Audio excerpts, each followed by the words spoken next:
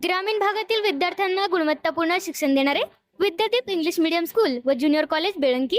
आम्ही विद्यार्थ्यांना गुण बघून प्रवेश देत नाही, तर प्रवेश देऊन गुणवंत विद्यार्थी घडवतो। आमची वैशिष्ट्ये: तज्ञ व अनुभवी शिक्षक, दर्जेदार शिक्षण, भरपूर सराव, सर्वांना परवडणारी माफक शैक्षणिक फी, स्पर्धा परीक्षांचे मार्गदर्शन, 10वी व 12वीच्या उज्ज्वल निकालाची यशस्वी परंपरा, इंग्लिश मीडियमच्या ज्युनियर सिनियर केजी सह 10वी पर्यंतचे प्रवेश सुरू, तर इयत्ता 11वी आर्ट्स व कॉमर्सचे प्रवेश सुरू।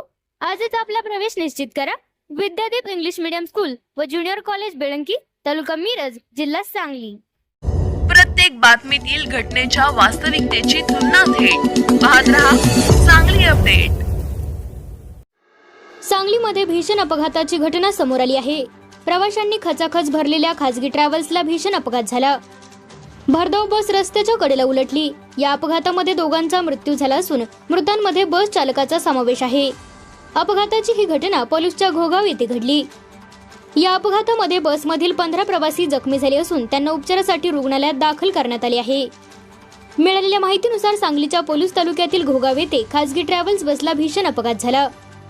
भरधाव बसवरील चालकाचा ताबा सुटला आणि बस रस्त्याच्या कडेला उलटली। या अपघातामध्ये 2 जणांचा जागीच मृत्यू झाला।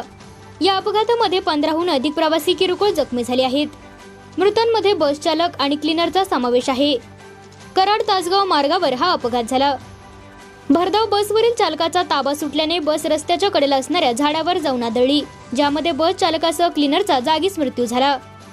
कराड तासगाव मार्गावरील रस्त्याचे काम अपूर्ण असून अरुंद रस्त्यामुळे अचानक वेग कमी करावा लागल्याने हा अपघात झाल्याचा आरोप ग्रामस्थांकडून करण्यात येत आहे।